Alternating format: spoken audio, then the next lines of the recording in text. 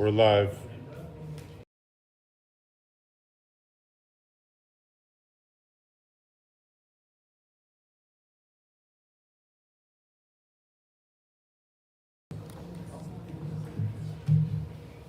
I pledge allegiance to the flag of the United States of America and to the republic for which it stands, one nation, under God, indivisible, with liberty and justice for all. Thank you.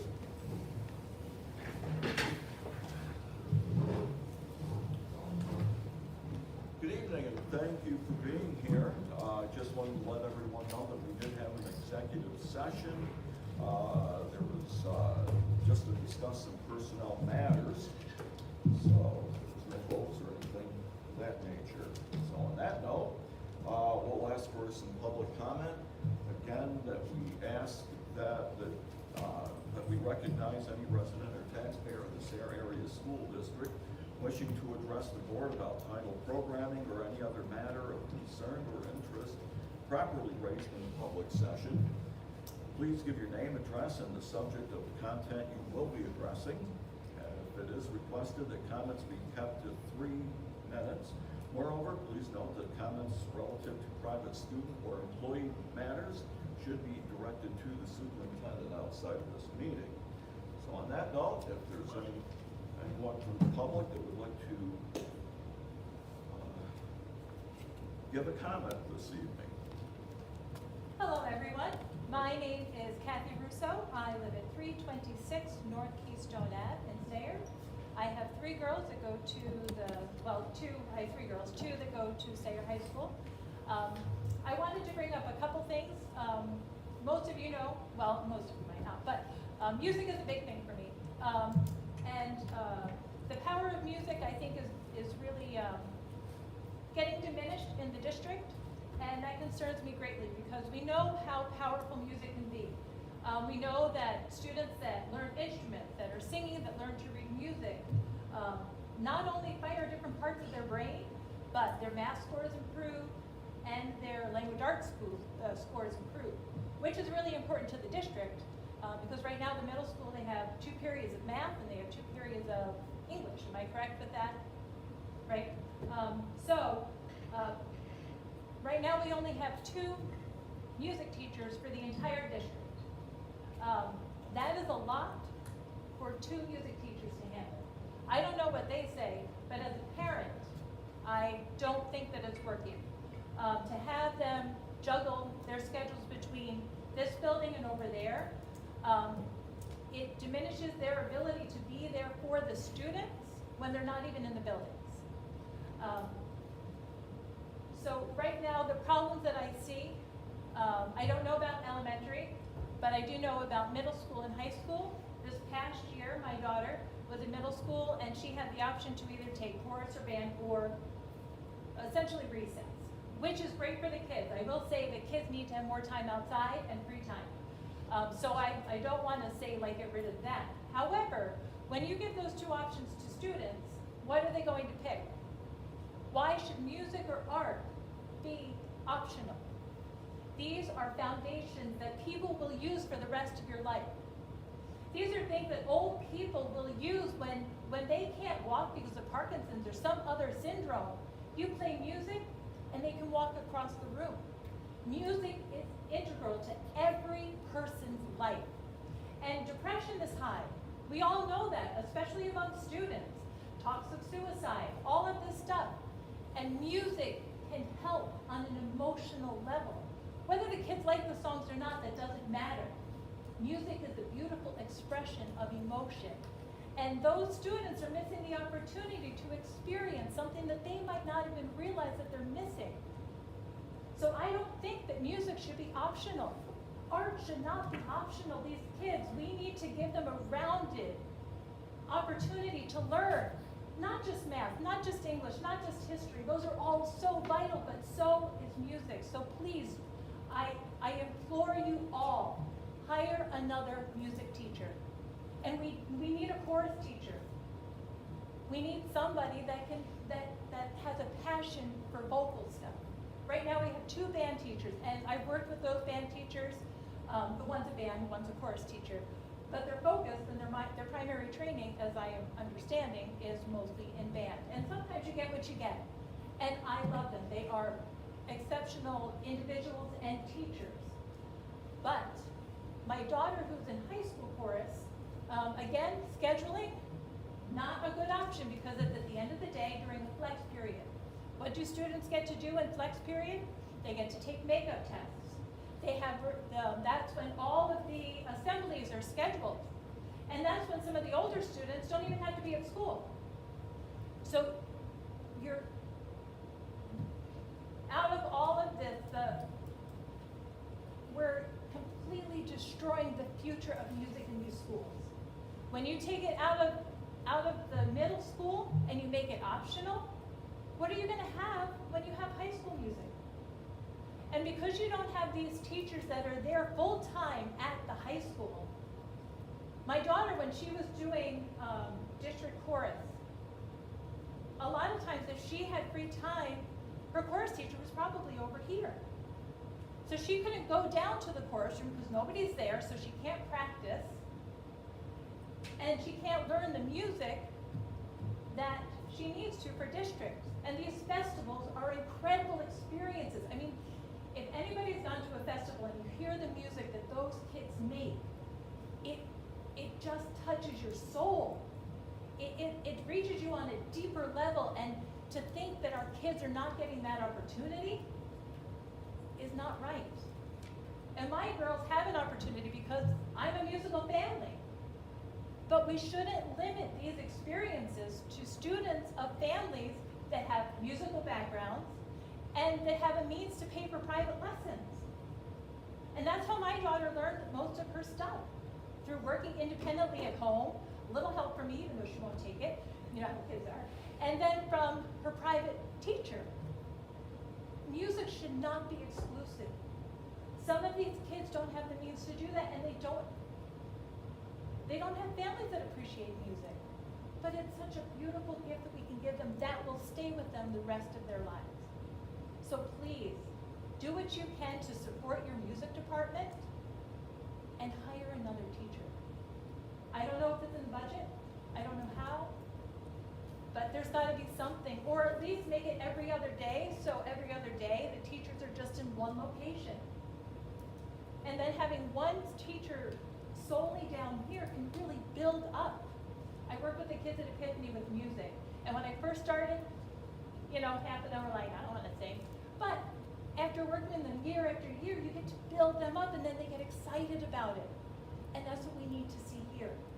We need to see that carried in from here at the elementary level, and then even grown more at the middle school level, so that when they get to the high school, it's something special. So that's all I have to say about that. And then just briefly, the other thing is feedback on, I'm a nurse at the Packer, and every year we have employee opinion surveys, and it's very important to the administration of the hospital to get our opinions on how we feel we are doing at our job, how our resources are, how the person that we report to, do we feel like they're handling things like that at a good level. And I feel, I can't speak for everyone, but I've been a nurse there for over 20 years, and I feel like I'm valued. And I feel like my opinions matter. And then if I need something, they will get it to me. And I don't know if many districts actually have anything like that for teachers. The teachers are working so hard, and they don't have a lot. This district is small, and they're probably getting burned out. I hear about complaints sometimes, you know, and it's sad that my teachers or that my students should have any comments that express that the teachers are anything less than feeling valued and supported. And I think you know what I'm trying to say. So music, we need more music. We need another music teacher, please. We do desperately. Support the ones that you have, and please support the teachers that you have. They are the first line with our students. I know I'm running out of time, but do whatever you guys can do to support them, because if we don't support them, they're not going to provide the extra the extra clubs or the extra opportunities for the students because they're burnt out. So how can we, is there something that we as a community need to do? I don't know. But administration needs to listen to the teachers, and there needs to be open communication. The teachers need to feel heard. You guys need to feel heard. I'm not sure how the dynamic is, but whatever it is, it needs to be nothing but harmonious. You can disagree, but do you listen to each other? And again, I know nothing outside of just coming here. So just food for thought. So music and support your teachers. And when you do that, you'll find that you have, that they'll do more. So that's all. Any questions for me? Okay. I want to sincerely thank you. I went way over 3 minutes, but from the bottom of my heart, I thank you each for all you do and giving your time and for helping to make this district the best it can be. Because whether we merge or whether we don't, I don't care. I just want to see Sayer School District be the best darn school district that it can possibly be. And if we get sucked into Athens, great. Then we're going to have some awesome kids with awesome experiences to make that school even better. And they'll be like, oh, you're from Sayer? Great. So glad to have you here. So thank you very much again for your time and for all you do. Thank you, Ms. Michelle, and we appreciate what you've done as far as your volunteering in music as well. Thank you. Anyone else that would like to address the board this evening?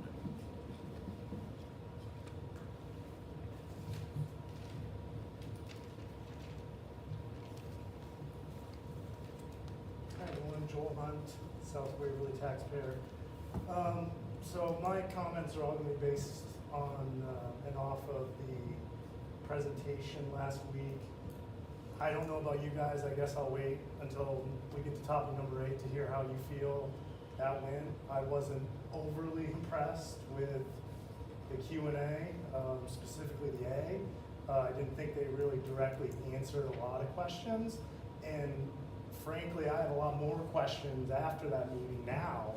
Mr. Cole, I sent you some, and a lot of them, really, I'd like to see their calculations, number one, like how they got to these numbers, because, and that's where I got up the second time and kind of asked, like, hey, a $60 to $80 million represented savings, I don't necessarily see it in the numbers you put forth as the merger, like compared to baseline, a little bit. I mean, the Sayre millage doesn't go up year over year in the merger as it does in the baseline. And again, that's part of my questions. Are those baseline numbers accurate? And I believe, Mr. Cole, you said we had a study done before and the numbers were actually even higher, maybe on some of the facilities? I would say they were about equal, maybe a couple of points higher. But so it's ballpark. It was right in the ballpark. Ballpark. Yeah. Right, and so, I mean, I guess that's my question. As a school district, are we really going to be incurring $94 to $102 million in facilities upgrades over the next 10 years? Because that's what it says.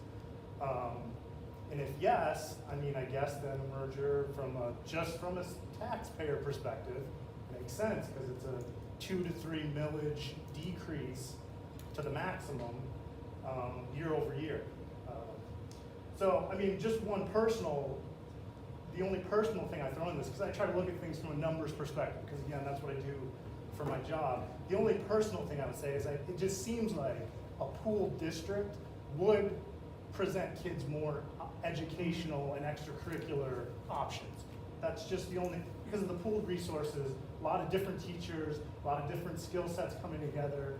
That's the only personal thing I would say. So I think the next step for me, and I don't know how any of this works. So the next step would be, I'd want to know if the state is willing to contribute to this endeavor. Because I think that could move the needle as well for some people. That if the state comes in and says, hey, you know what, if you guys are willing to merge, which doesn't happen, we've gone over that, doesn't happen voluntarily, we're willing to kick in this much to help you guys out. I think that could move the needle for a lot of people. Because again, it lowers the tax burden. And I can already kind of, in my mind, and looking at those questions and looking at those numbers, to me, the Athens folks, when they're looking at like what's in it for us, I mean, their tax rate doesn't do anything. It stays the same. So, and I've already talked to a few people who live in the Athens School District. They're like, well, You know, that's kind of where their sentiment's at. I know there's still a lot of discussion to be had, like knowing what are the pros and cons. I think that was brought up last week. What are the pros and cons? Present them out. You know, I think someone mentioned, hey, can we have a public session with that joint board committee that's looking at this with Q&A? I think that's a good idea as well. And so I guess I'll wait till hear what your guys' discussion is when we get to number 8, but that's all I had to say. So, thank you. Thank you, Mr. Hunt. The best thing I can tell you is, as far as where the state is concerned, Yeah. do address that with State Representative Pickett as well as with Senator Daw, because they're the ones that would be controlling what PlanCon would be giving in there, so. Okay. Thank you. Yep, thanks. Anyone else to address the board this evening?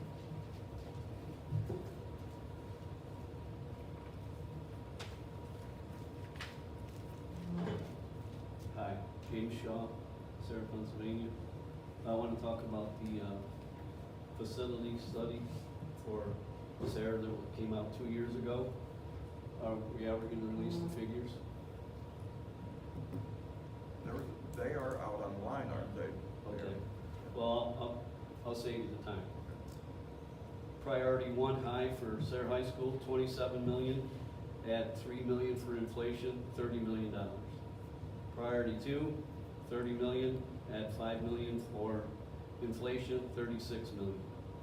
Priority 3, which is low, 16 million. Add 3 million, 20 million. So that's about $87 million if we get Sarah High School up to that, right? And I believe Mr. Petrini mentioned last week, $104 million would be the share for Sarah with the merger with Athens, is that correct?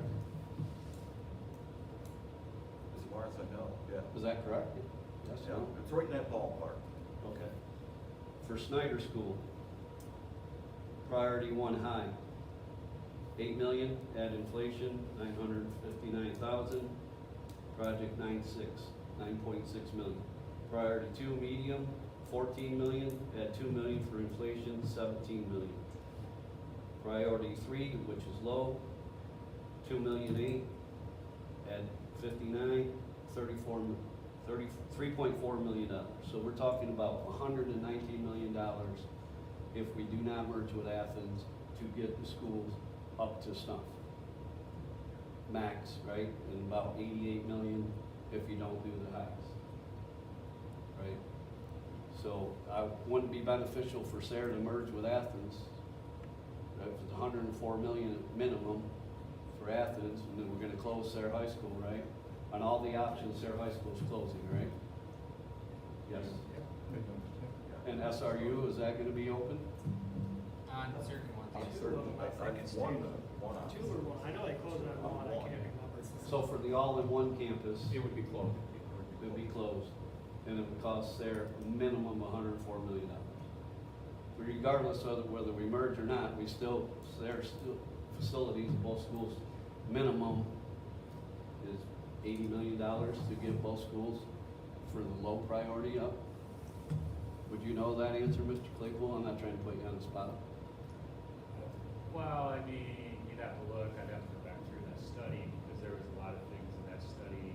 As I recall, they gave us like 4 different options for air conditioning at the high school, so it'd be. So there'd be some cost savings Right, if you right. chose So not to get Right, AC. so there was like 20 million in options for air conditioning, but it would cost 5 million kind of thing. And I don't know if, I got here late, I don't know if Mr. Hunt, did you, I have most of the numbers from the report right here. okay, but you were talking about the merger numbers, Yes, right? yes. So that's my only comment is, I think we need to look hard, which you obviously are gonna do. But either way, it's gonna be minimum 88, and if we merge with Athens, a minimum $104 million. And I know you have a big decision to do that. I know that state law doesn't allow for it, but I don't think 9 people from each school board should be making a decision of that magnitude. I know you guys don't have anything to do with that, but I think it should be put out to the voters, because they're the ones gonna be paying the taxes. Thank you. And to my knowledge, Jimmy, Yes. To my knowledge, I know we went down and in State College, if it changes a certain amount of tax rate, it is required that the community votes on it. Because State College is the only one, to my knowledge, if they hit a certain tax break where it goes beyond what's a normal rate, then the community does vote on that. Well, the gentleman last week from the company said different. You were there, I don't know if you remember. You mean the tax rate? The shorter fellow. Is that the yearly tax increase? Yeah, that happens every year. Yeah. It happens everywhere in the state. If we run, they give you a baseline, if we wanted to raise taxes out of that, it would go up. Yeah, and the report kept everything under that rate. Yeah. Yeah, of the max. And- Baseline was max millage increase every year, max allowed. Max Max allowable, Yeah. which And it means, was allowed. which means it doesn't need to be publicly voiced. Doesn't need to vote. Also, Mr. Cole, you made a comment to Mr. Hunt about talking to Tina Pickett and Eugene Young. Why didn't this company that did the feasibility study talk to them about this? I think it's because one of the comments that I heard that came out of that, Jimmy, was that they basically put that word if in there, if there is money available. Yeah, and they also said, excuse me, they said, assuming there was state money for it, but prior, we've been told there is no state money for it. Right. They could do it. They owe districts money for upgrades, they haven't paid them, Right. so the state, yeah, no.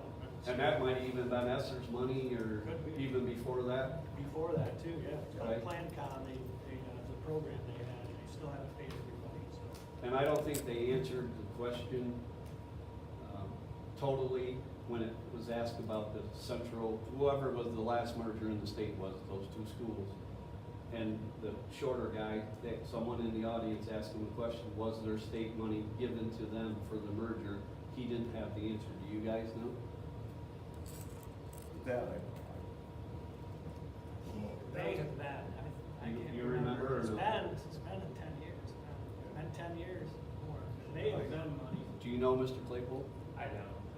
Okay, all right, thank you. Well, that was my question actually, and he did say that some money was given to them for There was a equipment. study out on that. Yeah, and it It was basically enough to cover the difference in what the textbooks they were using and stuff like that, I believe is how we referenced it. So we paid 68,000 each school for the We had like 60. merger, We had merger, 60 some.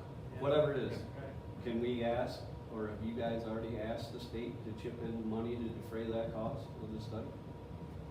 I mean, that company should do that for us on our behalf, my opinion, right? If there's money available from the state, they should have tried to get that. Something we can look into at least, right? Thank you. Thank you.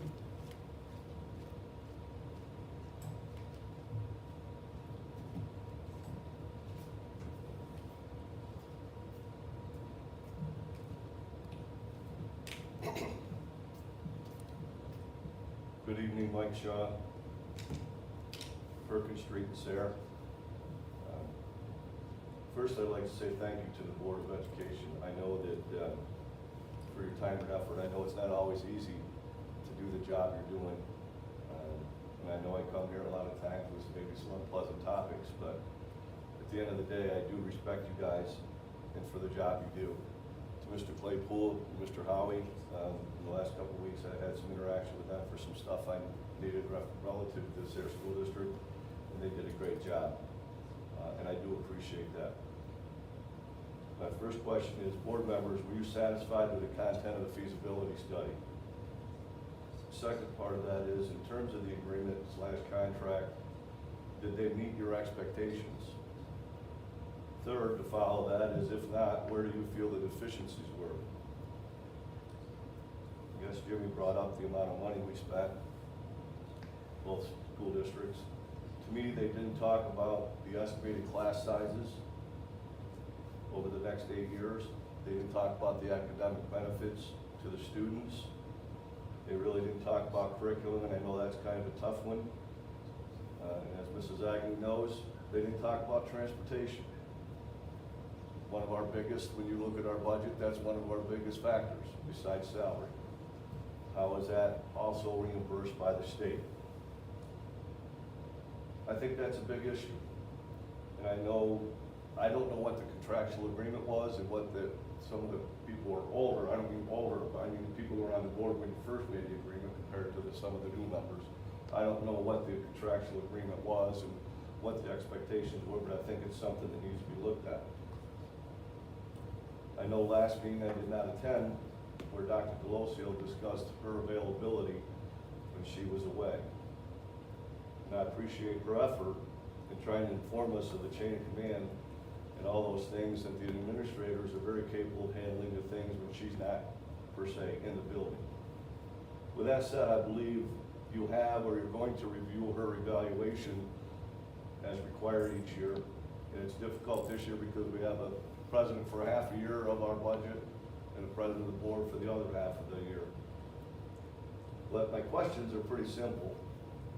What are the benchmarks that she has to achieve relative to raises and things like that? What's the benchmark for her to see if she was successful or not? And who sets them? Are they made public? Can we as the public understand what our superintendent, our leader is supposed to do, and how are we doing with that? In the month of April and May, our superintendent was away roughly 21 out of 40 school days when kids are actually in the classroom. Availability by phone is what she said, and that's all well and good. But in a medical analogy, there's telemedicine, and so in this case, I guess we have telesuperintendent. I think that's acceptable. I know the Athens superintendent's over where Dr. Delosio is now, but he's not away like that when there's kids in the building. If she can be away 20, and I don't even know prior to that because I didn't do my homework on that, if she can be away that long, let's go with telesuperintendent. And let's give our other administrators raises that are doing the work. Will her raise, if you guys give her one, and I don't know if it's in the budget, Mr. Claypool, a 3% raise for our superintendent as the budget comes out in July, that's approximately $4,200 just in salary, not to mention benefits. I talked at the last couple meetings that she cost us about $250,000 a year. Let's keep in mind that we lost 24% of our student population and probably going to lose some more.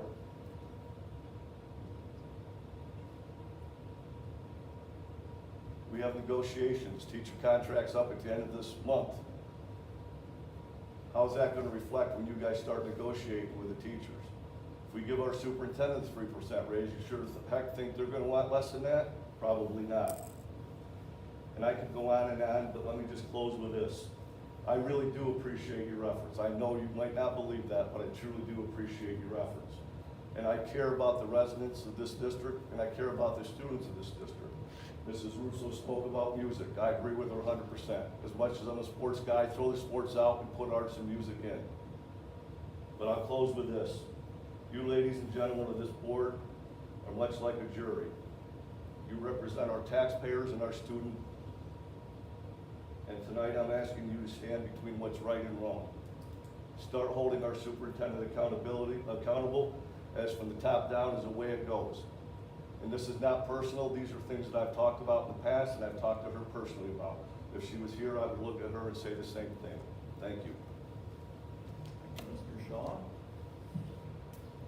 Anyone else that would like to address the board at this time?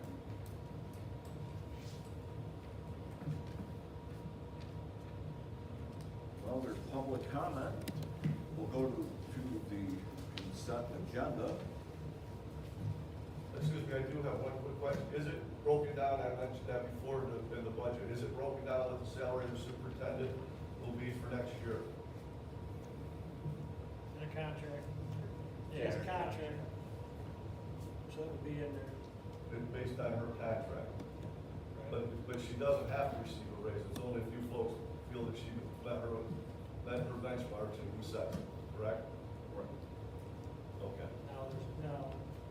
Okay, go ahead. There's levels set in the contract depending on evaluation. Right, but the evaluation is based on benchmarks, right? I'm sure Well, goals, yes, or goals, benchmarks, and who sets them? And you guys are the ones who review how well those benchmarks, those goals have been achieved. There is, yeah, there's no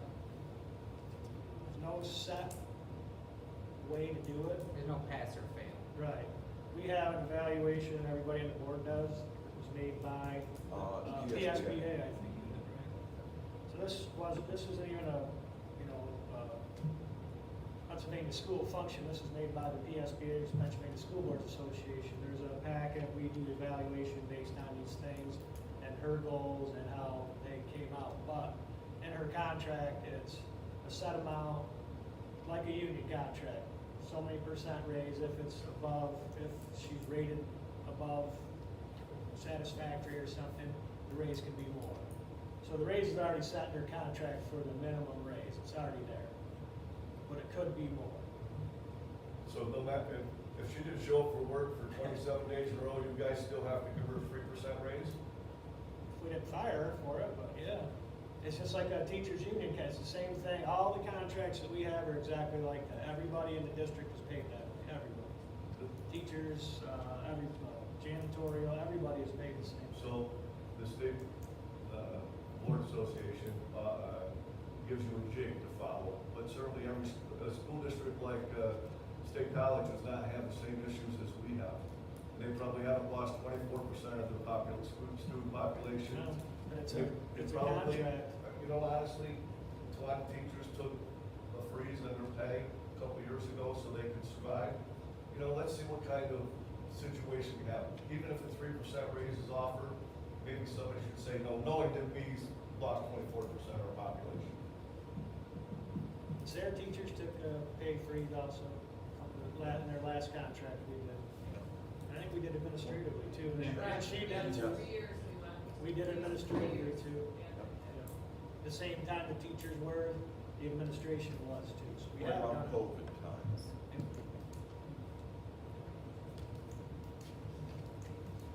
Okay, we'll go to the consent agenda. Number 2, the minutes.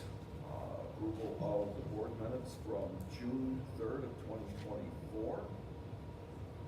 Instruction, conference requests. Also, the Sarah Area School District scorecard. That's a resolution to, the board directs the administration to develop a board scorecard to be presented at each monthly meeting of the board beginning on August of 2024. The scorecard shall include pertinent data and metrics regarding the educational process, operations, and other data deemed necessary by the administration or board members. The scorecard shall also include data that is collected weekly, monthly, quarterly, semi-annually, and annually. And the scorecard is expected to evolve over time such that it becomes a key source of communication for the board and the community, and further resolve that the contents of such scorecard shall be posted with publicly available agenda each month. Also, letter C, the school community climate survey is also up. Number 4, for the athletics, that's a consent. As far as a motion to approve the athletic personnel, number 4. Also down in number 5, the finance, the transfers that are attached. Letter B for the bills, motion to approve the bills. And also letter C, the treasurer's report, to approve for the cafeteria, capital projects, federal programs, and general fund. Burkheimer tax report and letter D. And also letter E, the agreement for the food service, the cafeteria proposed renewal for the Sarah Area School District. Letter F, service agreement for the Sarah Area Service Agreement, Career Development Council. And letter G, the tax levy, and we recommend that the school millage for the 2024-25 school year be levied at an assessed 57.654 mils on the dollar, amounting to $5,765 per 100 on the total assessed valuation of all property taxable for school purposes, and further recommend that the wage tax and real estate property transfer tax continue as previously levied. Number 6, personnel. Motion to approve the district personnel requests as requested. And that's the end of the consent agenda. So we have a motion and a second on the consent agenda. Make a motion. Okay, motion and a second. Okay, questions, comments? Quick comment for personnel. So Rachel Hilbrand is with us tonight, so she was hired as our occupational therapist.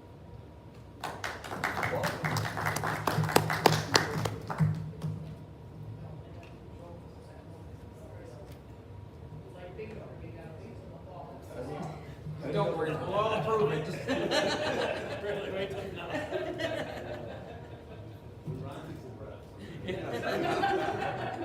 Two rounds of applause. Y'all say it for the big prep, Ron.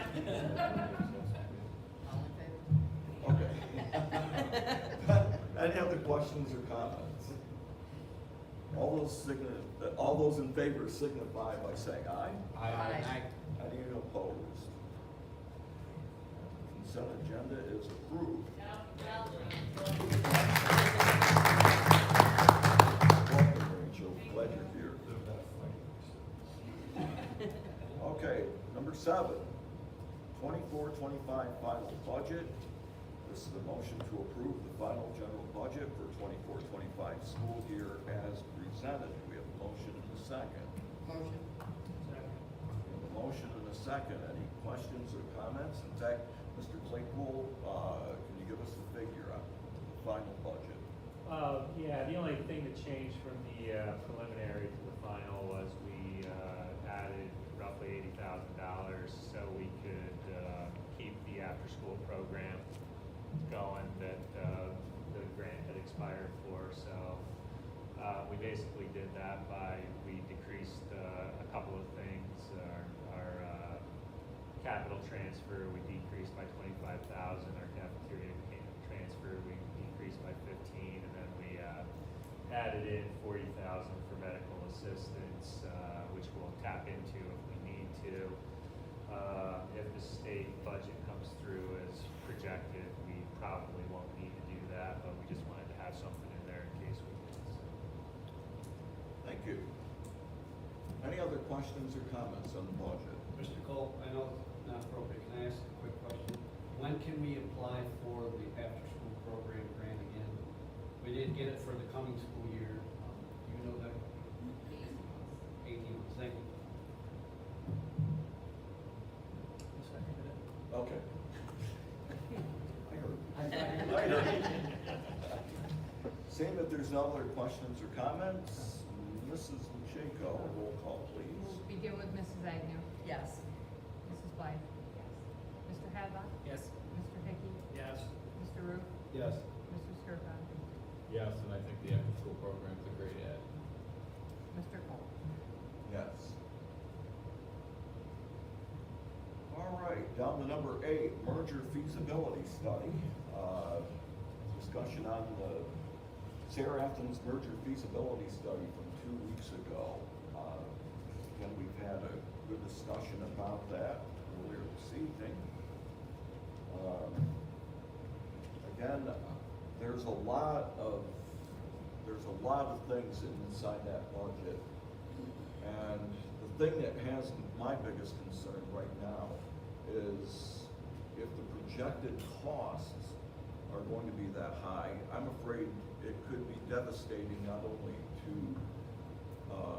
the Sayre area school district, but also to the Athens area school district, in the sense that, again, we do have more of an aging community, and I think that we've got people that are right now living from paycheck to paycheck, and I think that could be very devastating to these folks. But other than that, Alloy 5, I think, and I appreciate what our committees have done, both here in the Sayre School District and the Athens School District, as far as helping to bring out the presentation for this merger study. But again, I'll open this up for discussion. If anybody would like to add any comments. How much varies what was the limit this year for raising the millage, 7%? 7.6 for us. So they could raise, like, all of those years, I don't know, I looked at it, if they raised at 7%, that's what kind of looked like, a little more, because it used to be like. Yeah, the Act One, they change that every year, like last year, I think it was 5.5, this year, next year it's 7.5, some years it was, I think when I first started, it was They were down 3.5. Yeah. You're taking that 7 to 8%, high 7% every year, compounding that on the millage. It gets up there fast, it was like 90 mils it showed, or something like 97. And to me, the cost, because we know by doing projects here, if you did a project, not a public project, but say a manufacturing plant, and then you could, to do the same thing in the school, it's about double what we have to go through to do any of these projects. They're super expensive. I think it would cost even more than they say, but I'm only going with what the study said.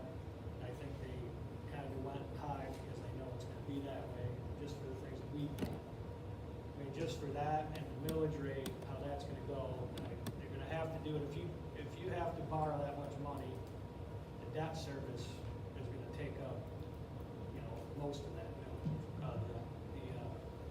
The 7% every year, whatever, that would be debt service, in my opinion. We don't have a lot of debt. I don't know what they have, like 25 million or 28 million or something. Yeah, they've been paying it down there in the low 20s, we're right around 10 million.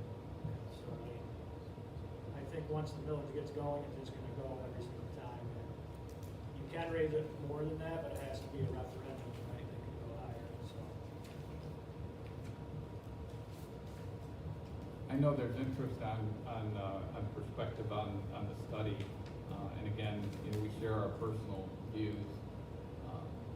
The net, from my perspective, the study is a lot of data, and that data, presents certain outcomes. Those outcomes vary based on the approach that may or may not be taken. I mean, if it was up to me, I would have never even taken the study approach. I would have just started with discussions with the Athens Area School Board and figured out what the best approach is between the two districts. But this board wasn't interested in those discussions long ago proceeding. And Athens at the time, early on, wasn't interested in proceeding. The only way this works, from my perspective, is the two districts working very, very closely together to figure out what the plan could be, and then the associated costs. The study produced information on some set approaches that then would result in some cost. It may or may not be that, depending on what the two districts could creatively get together. My view is it's a strategic decision. We're not making a decision for this year, next year, or 3 years from now. We're making a decision for 10 years from now. We have an aging population. That's a concern. But at the same time, what's the best approach for the children that are going to be in the community 10 years from now? So it's really a difficult choice. And I think this board's going to get to a point of deciding, are we interested or not? And the individual members will vote how they believe, what their perspective is.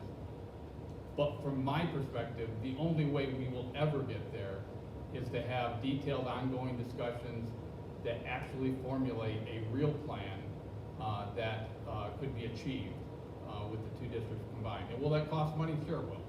If we don't do it, again, my perspective is this area school district has to be completely retooled. We have to retool it for 60 graduating class a year, not a capital platform that used to house 100 70 graduating class. So there's a lot of options either way. But again, I'm personally interested in, is a merger feasible?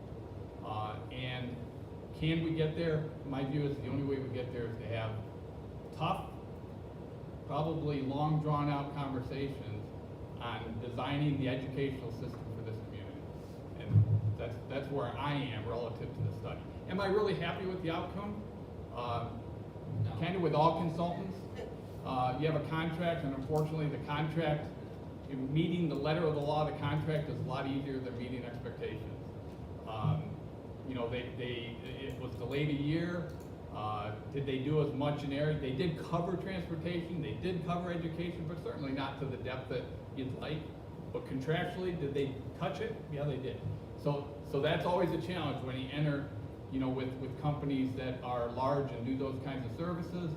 And they also bring in resources from other companies to do the work, and you know, those resources change along the way, and it's very frustrating.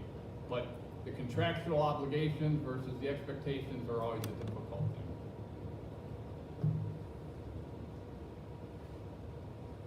I think the big piece for me that's missing out of the overall study is, sorry. I think the big piece that's missing for me is transportation, right? So our school district, break it down by numbers. There are 968 students that are enrolled, and our district only covers 33.3 miles, right? Athens has 2,053 students enrolled, and their district covers 183 square miles. So we have 29 students per square mile, right, and they have 11. So transportation is going to be a huge piece of this merger, and they didn't touch it, so I don't have all of the pieces. And that's a big piece for me. I live in town, so it doesn't affect my children per se, but it affects everyone else. There are students in this district that live 17 blocks away that have to walk to school every day because we don't have the transportation to cover them, right? So how are we going to transport 3,000 students inside of one district? That's my concern. And you're talking, I mean, the Athens superintendent during a meeting stated that there are students that ride the bus for an hour and 30 minutes, one way to school. And I think, and Dad, you can correct me if I'm wrong, our students ride up to 45 minutes, maybe 50, one way to school. So think about these students in an all-in-one campus, let's say. In an all-in-one campus, you're talking upwards of 2 hours one way on a bus ride to school. And for a kindergartner, first grader, that's impossible. So I think that transportation piece for me is the big missing piece. The rest of the data, I agree with what Donnie is saying entirely. I think that the data is the data and it is what it is. But I think the transportation piece is the big piece for us that's missing. Well, for me, that's missing. And I really need to see how they would break that down.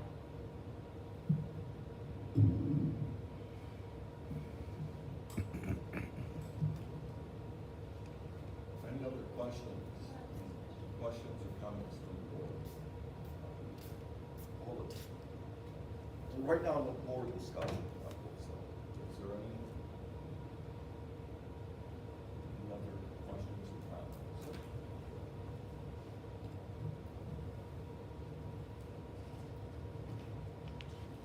Michael? There's a public section, look right on your. Yeah, we are in a public session, but we're in our business meeting right now, Michael. If you look at your agenda, it says comments from the public.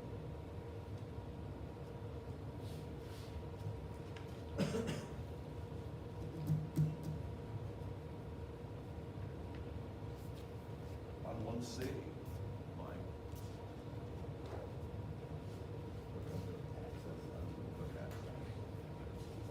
Public memo. I don't know that doesn't. Doesn't mean anything? Well, we're. It says access to the public, it says discussion and time for public.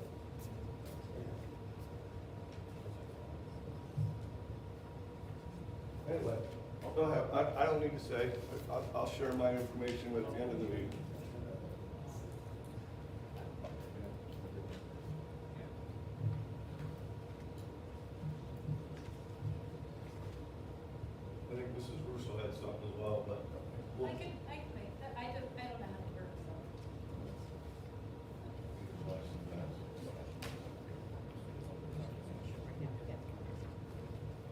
so we're done with our discussion here. Let's go into reports. Mrs. Morel from Snyder.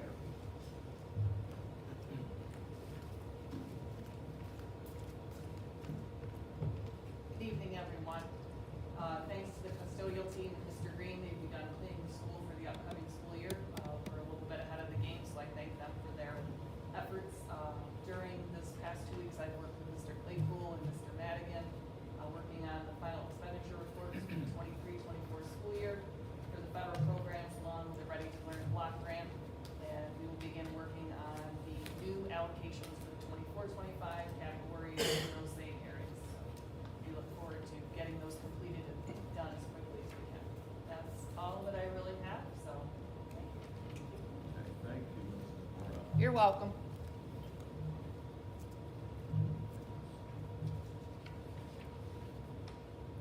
Yes, I'm up next with PSBA. I just want to let everyone know that the past weekend I helped work on the slate of candidates for the PSBA officers, and this will be released in August for vote. That'll be coming up. Also, if you haven't checked out the My PSBA, check out their 35 micro-learning online courses containing general education subjects and various other lessons.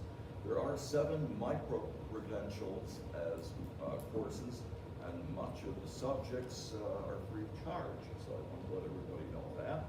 And the PASA PSBA conference is set for October 6th through the 8th at Kalahari and Poconos. Of course, a lot of different subjects they'll be touching on there.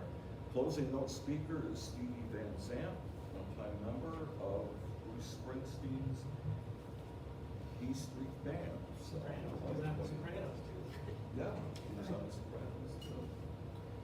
As far as the Career Center is concerned, our students came away from May's award ceremonies with cash and tools for their trade for high accomplishments in the 23-24 school year. Congratulations to those young people as well. During the summer, crews will be working on the general maintenance and a few safety projects also at the Northern Tier campus. And that's everything I've got from the Career Center. Mrs. Agnew, last I you 17. I have nothing to it. Thank you. Any committee reports to report on?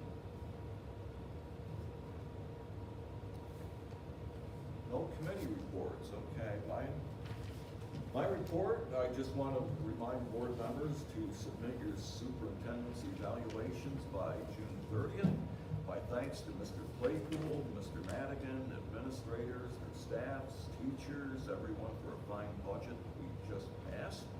And to the entire school board, I want to thank everyone for their dedicated work during the school year. We've had our ups and downs, but we made it through.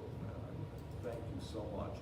I appreciate your encouragement while being in this chair, and I hope I can continue to keep encouraging you as we go on through the school year. And I also thank the public out there too. They've had some very good questions, great comments as well. So on that note, I want to say thank you and move on and tell you that our next school board meeting will be on August the 5th in the junior senior high school auditorium, 7 p.m. Again, that's on August the 5th. So, We did talk about our policy that it would be optional to have public comment at the end of yeah, the meeting. would you like that? I think we should close it out if they had additional Yeah. comments. Mrs. Russo, Mike, whatever, please. Absolutely. Hi, Kathy Russo again.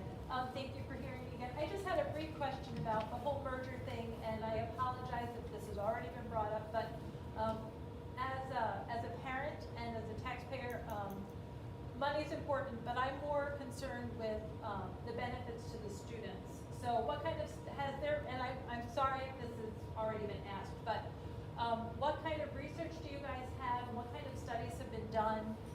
Have you reached out to other districts that have combined? So if we were to take the money that we put into the merger, would our students be better off if we were in a larger district? I know some students that are not looking forward to being in a large school. They love the small school environment, and that is incredibly invaluable.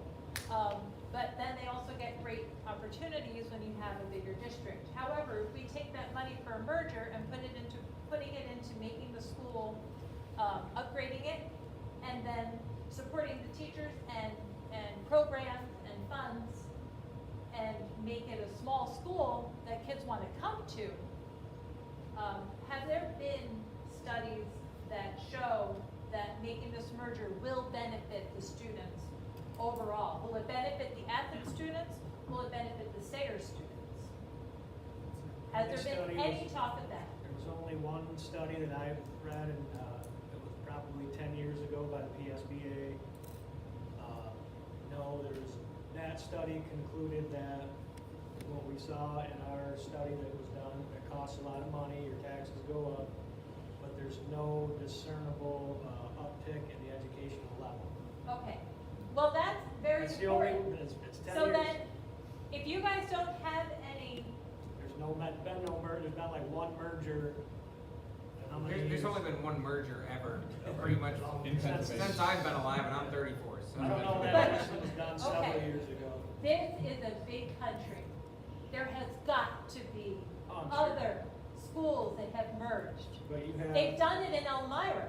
But That's New not York far. State's different. Remember State got Kathy, money, one though. They thing, get money. I don't care whether you have money or not.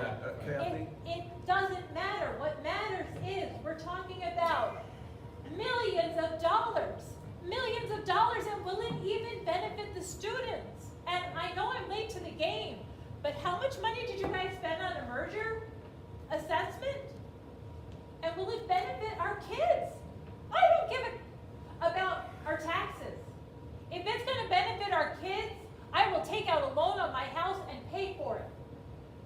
I pay for my kids to go to private school when they're in elementary school for various reasons. And you guys have a great school district here. I don't want to say anything. It's a personal choice. But if it works for my family, I will pay for it. So if it turns out that it's great for our kids, then by all means, raise my taxes. Yeah. But if it's not, then why are we wasting our time when that money that was spent on that merger project could have gone in to making our school a better place? Are you investing that money into our teachers? Into our programs? Or are we investing it into companies that want to make money and build new buildings? Kathy, can I add to what you said there? Yes, and I apologize for No, raising that's my all right. voice. That's all right. I'm so sorry. But- I didn't intend to. One thing I always want people to know too, I know that we've heard that Elmira, and we've heard Corning, we've heard Wilkes-Barre, all these schools merged. But you've also got to remember, the Elmira City School District is one district, so you had both EFA and you had Southside. They have no problems to merge because they're all under one umbrella. Right. Okay? The same with Corning, the same with Wilkes-Barre. But here, again, two separate districts. And I just wanted to, bring Yeah, that to and your attention. I as well. appreciate that Okay. clarification, and, again, I am not a numbers person. I mean, clearly I can be passionate about certain things, and I do apologize for raising my voice. But please, whatever you guys decide, taxes are important, but please make the outcome for the kids. And I know that's what you guys do, but please remember that. Keep that in your mind when you are voting. What is best for our student body? How can we invest in that? And then if we do have the merger, how are we gonna support these kids through it? Because that's something that we can't, that I feel like, since this whole merger thing has become more prominent, and maybe the music is a great example of it, it's kind of like, we might not be here, so who cares? And that's not what we should have. Our town should be behind us. I don't know how you guys work with the town, but when I go to Sayre, I feel like the town is like, go Waverly. I feel like we need to have that here. I feel like our kids need to be proud of where they go. I feel like the kids should feel like we're investing in them, not in buildings. Our teachers need to feel that we are investing in them. So,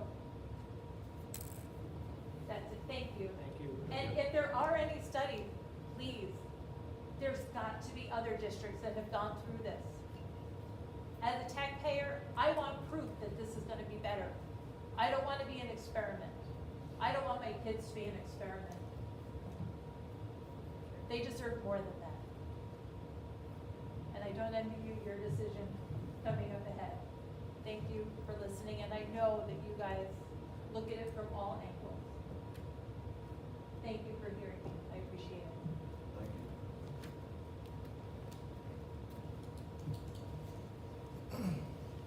So I'll try to follow up that passion. Well, I would say I am a numbers person, and so having gone through the numbers in that report thoroughly multiple times, that's why I keep coming up and asking the same question. Merger option one, from a facilities only standpoint, is presented as being a $60 to $80 million savings to the taxpayers of that. But when you go to the millage, it doesn't quite jive that much. That's why I said I'd love to see the full calculations. But to the point about transportation, we paid $135,000 for this study as a combined district. Why can't we go back to them? Because they're lobbying for more work. Hey guys, merge, we'll help you out. You know, and their answer on is this feasible was not impressive. There was a lot of hesitation there and kind of a, yeah, you know, why can't we go back and say, we paid you $135,000, we're not happy. I understand they probably met their contractual obligation, but can't we go back and say, we are unsatisfied with the way you've answered how transportation is to be handled, and just see if they can give us anything else. Yep. You know, so. But I'd also love to see the full calculations on how they came up with everything to look through those. I agree with what you're saying about going back and asking them Yeah. more, right? Right. But I also want an expert. Sure. So if they're not experts in transportation, Right. that's where they need to be honest and say, Right. listen, this is not our expertise. Sure. And then they can sort of show Yeah. us the right direction, Right. right? But Yeah. I don't know as if they're experts in transportation. Well, and it was the same thing when I asked last week, was They should have their own experts. they should have brought in an expert. They should have brought in an expert. That's where I kept going back. It's like, I get that you're not gonna sell these facilities right away. Get a commercial realtor to tell us what they're worth. Throw that value in there for information. Overload people with information. Because there's already a lot of information, but there's some holes in it, in my opinion. So, thank you. Thank you, Mr. Klein.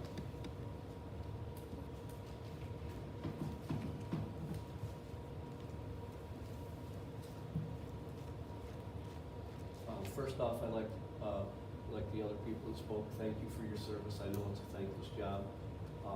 My personal opinion is school boards should get a stipend.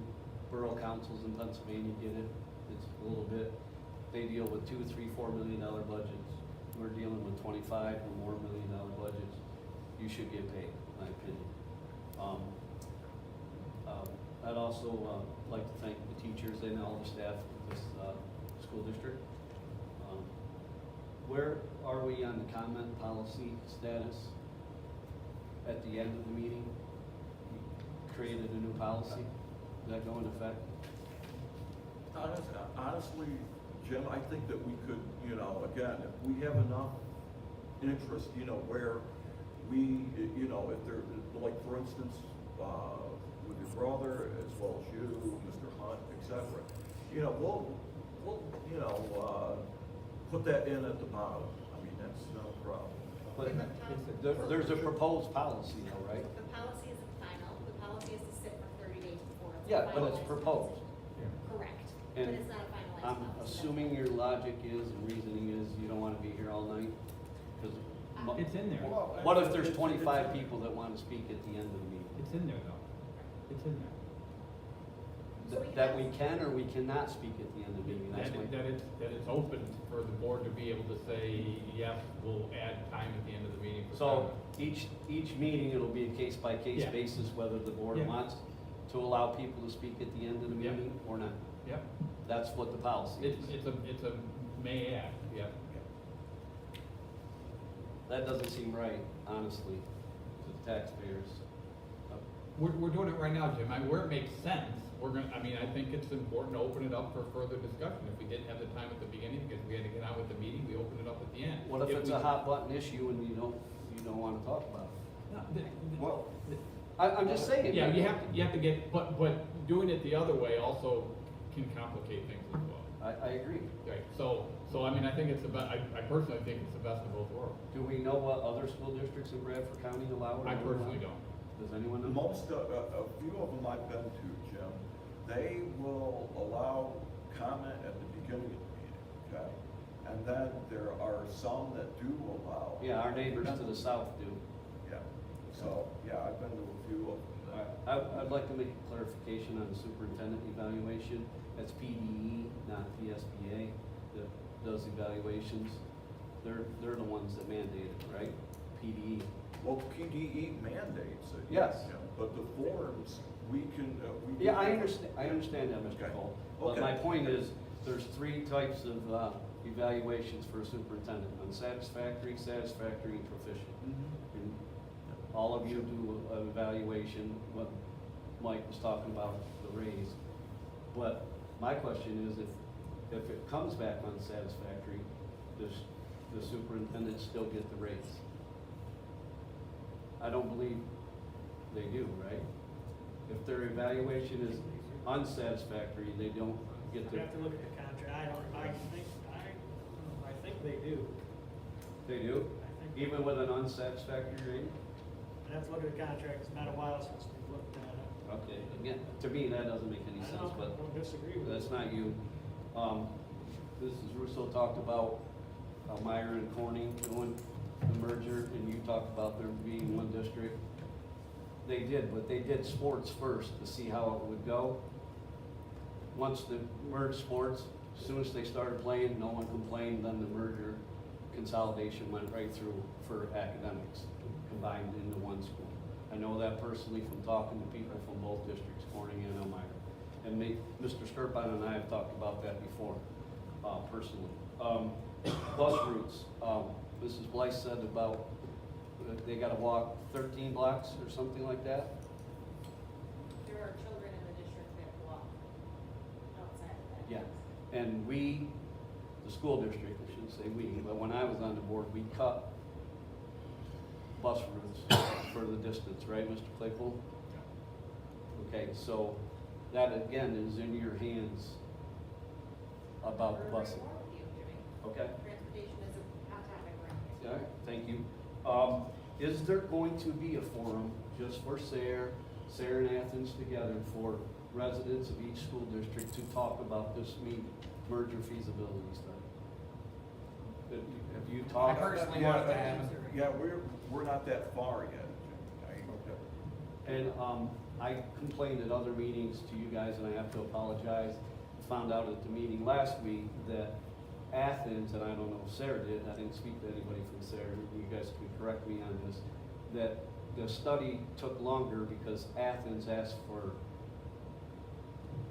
completeness, not time. Is that accurate? No, Because it was supposed to be done in 6 months, and then Athens said that they asked for them to take longer for it to be more complete than just. I personally think it was both school districts. Okay, that's what I'm asking. Yeah, neither were happy with the outcome originally that we got. Okay, so I need to apologize, because a few meetings in a row this spring, I complained, when's the study coming out, when the study's coming out? But no one gave the answer that both boards asked for an extension, so. Not the first, we didn't, nobody said anything. Well, Athens We did. never said anything because it took so long before we got even a draft of it. It took, nobody months. said anything until we got the draft Yeah. and said, hey, this draft, needs to be cleaned up. But I don't, they may have spoken to him, we did not. They're kind of the main person in the contract. We're not, we got onto, they already had those contracted, and then they added this whole thing. They were doing a building study with these guys, and then they said they could do a merger study and their building study, so then we got in with it like that. There were no willing extensions offered by Yeah. either board, by either. That's not board. what I was told last week, Mr. Strip, and I don't They know. may have said something too, but we didn't say anything. Maybe, Athens- off the record, they Yeah. asked them then, I guess. We didn't say anything. I don't know. One last thing about transportation.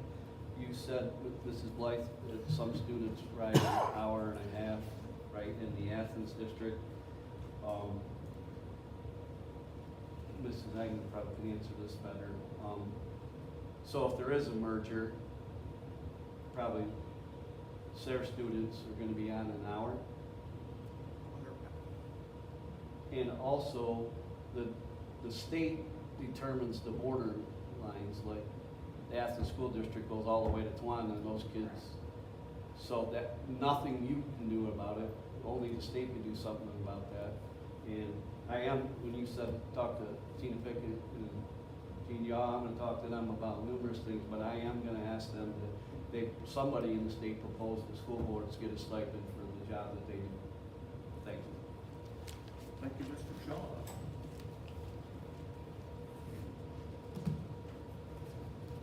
I'll be much quicker than him. Guaranteed, real quick. A couple of comments were made about the feasibility study. Yes, we spent money, but I think the best thing that came out of this is it's opened the door.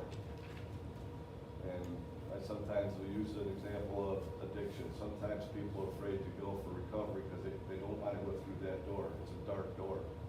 We've opened up the door. There's light there. So even if a merger does not go forward, for whatever the reason, your board, Athens board, whatever, there's got to be a 5A or a 5 plan, which is maybe hybrid educationally to start with and go from there. But your point, Mrs. Blythe, about it being on the school bus, what grades do we decide in? There was a perfect example, our elementary principal. We send first and second graders to SRU. They send fourth and fifth graders to SRU. Because none of those plans closed SRU. I don't know what shape the building's in. The only one did. Well, yeah, it wasn't viable. So that's not a school that would be housing our high school students. It wouldn't be a school that's housing our middle school students, which comes down to our elementary students. And it only makes sense to have first and second graders, or third and fourth, or whatever grade someone chooses, to be all under one roof. Not some at Snyder, some at Athens, and some at SRU. If you decided to go through with a consolidation or merger. So if nothing more, let's see if we can't get curriculums and maybe do some joint ventures with Athens and sit down with a board. So there's a lot of smart minds on our board. There's some smart minds on their board to sit down and discuss the issues and get over some of the hurdles. Let's not waste this $130,000. There's a lot of good things in there that we can take out of it, but one is the curriculum for the students and maybe offering some better courses. There's Zoom. Students who are in 11th and 12th grade go to college eventually in a year. They are sitting in a room with a teleprompter and there's 200 kids in a class. We can teach by Zoom and we have to do it sometimes, and the pandemic showed that. So let's not just close the door if we should vote no or if they should vote no. Let's not just close the door on the idea of making both school districts better if we can, and financially. And I was much shorter than Jimmy. Move to adjourn, second. A motion to adjourn second. All in favor? Aye. Have a great